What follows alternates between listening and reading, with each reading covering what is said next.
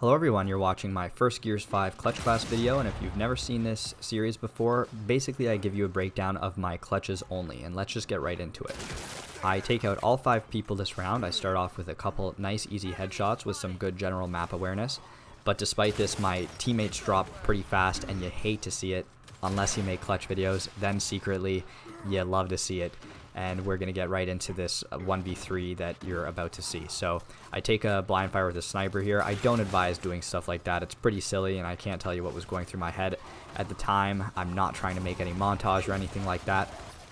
And now I'm on the run. I love to have covers like this because it allows me to get shots off without taking too much fire, but I'm getting pushed from behind, so I kind of have to redirect my attention. And when your opponents have shotguns out like this, you always kind of want to be unpredictable with your movement to make them whiff on their shots, which they did whiff on their shots there, and I was able to sneak out and drop a quick grenade. So just some nice movement and a quick exit, and I suddenly have myself in a one-on-one position, and I'm, in my opinion, a better position than this player because I have a sniper, and I'm not quite sure what the skill level of this guy is, but I'm willing to take a gamble on this.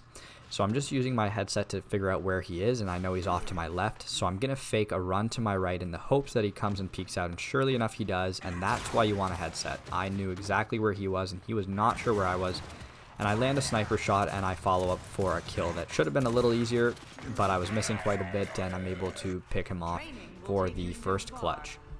So now we're going to get into the second clutch here, and this is going to be a bit of a tricky one because I believe the enemy team is going to see exactly where I am the whole time. And those ones are always tough to do.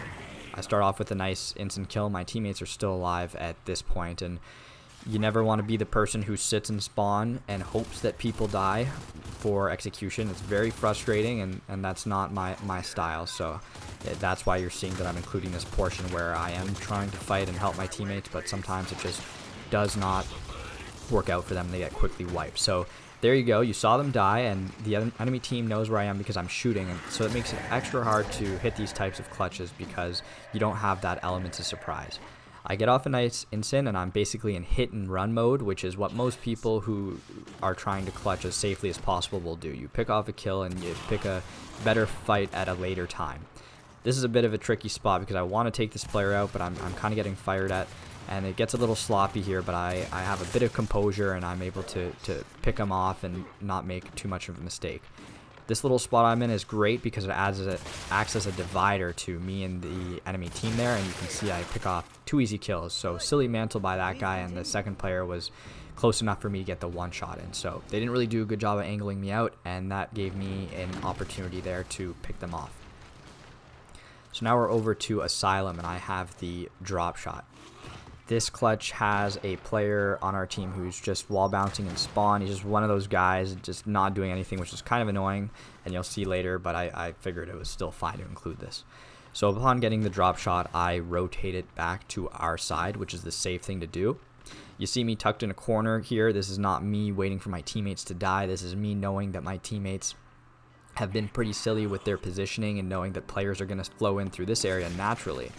And it's always risky to take the power weapon over to the enemy side of the map just because they might be in corners that you're not prepared to at the time to find them in, and so this is just a safer option. So I use the drop shot pretty effectively, and I pick up a couple kills, and I still have 2 players that I'm worried about. My teammate throws a shock or a flash, sorry, and I promise you that is about the only thing he did that match.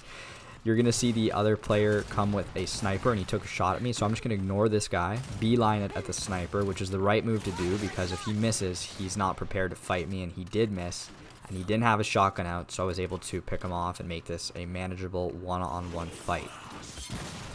Here you're going to see that I try to bait this player into my back A. I'm just very calm, waiting for him to hopefully make a mistake, but he is not biting, and so I'm going to try to go take him on his right side, or my right side. I have right hand advantage, and I'm able to pick him off. I think he was trying to bait me into an up A there, but I didn't do it, and I was able to pick him off.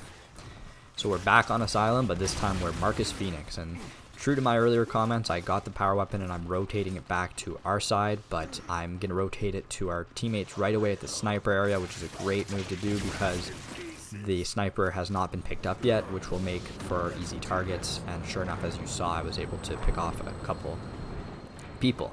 So I leave the sniper here because I'm hoping that they'll eventually come towards it, seeing that it's up, and of course if I pick up the sniper, they're going to know where I am, so it gives away your position, which sometimes is beneficial, but because I have a drop shot and I'm in a good position now, I'm not in a hurry to let them know where I am.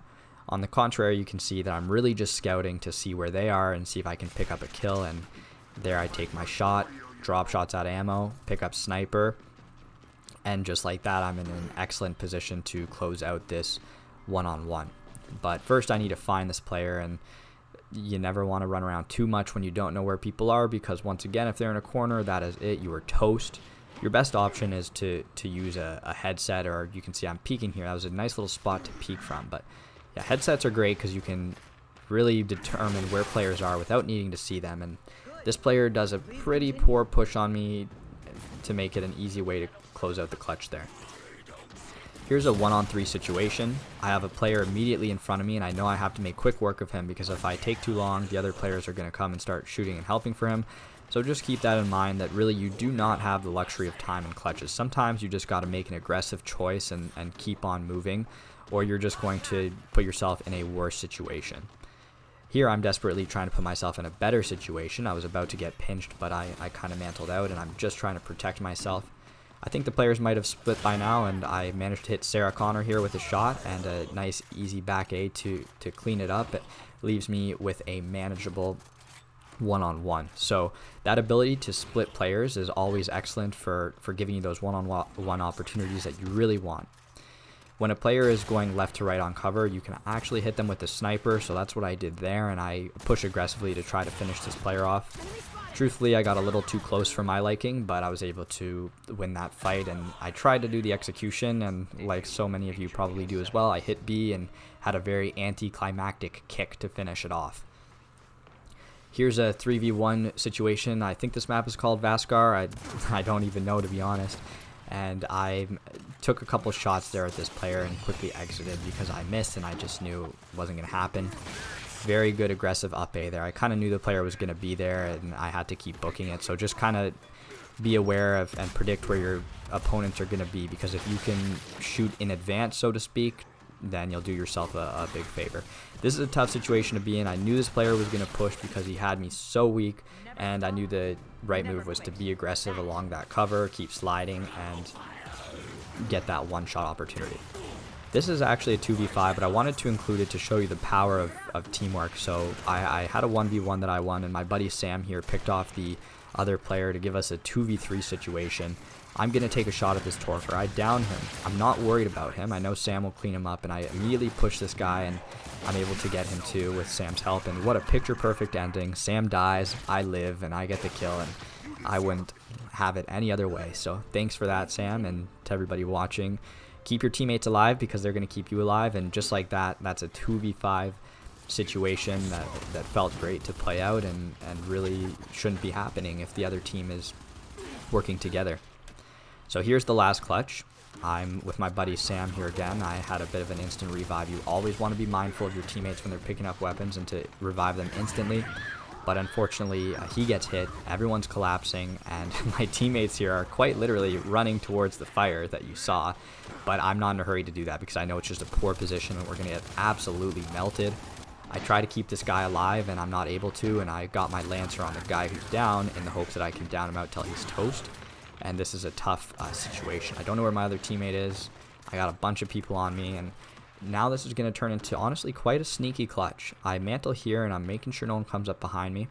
I'm going to see a couple players in front of me, and I'm going to let them pass because that's not a fight I want to take. I want to see if I can isolate a player, and sure enough, I do. There's a player right here, and I'm going to push for that one-on-one, and I get him pretty clean, and hit and run, I'm going to go back. Oh, and surprise, surprise, my teammate is at spawn not playing, probably shooting text to the X, but here I am in a 1v3 situation essentially, and I'm looking to split these guys again, and this player is going to push me a bit.